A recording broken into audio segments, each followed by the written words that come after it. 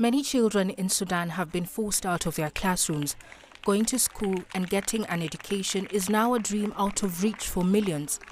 But for those who live in places less affected by the fighting, like this part of the capital, Khartoum, the possibility of violent attacks on school worries them. We face a lot of difficulties: stray bullets, looting, beatings and theft. Since the war began, we have been sitting in our house and not going out. We cannot study or read. We have no way of going outside the house. All we can do is eat and sleep. The conflict, which began in mid-April last year, has almost grounded the country's education system. The UN has repeatedly warned Sudan is on the verge of having the worst education crisis in the world.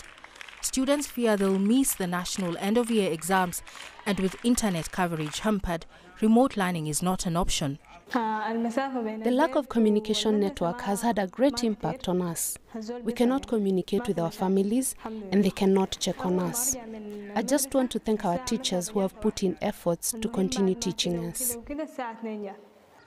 Dozens of schools are being used as shelters, and learners have to share space with the displaced.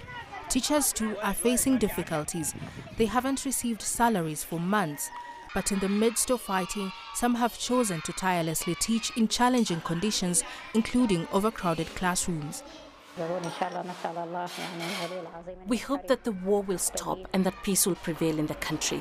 We have suffered a lot, but we are determined to continue the educational process, and we have opened a few schools. People are very tired, and there was a time they could not allow their children to go out of the house because of the intense clashes. But people got past that stage and got used to it and insisted on continuing the educational process. The conflict between the army and the RSF has affected 12 of the 18 states in the country, and with the fighting still raging on, the future of an entire generation is now threatened. Caroline B., CGTN.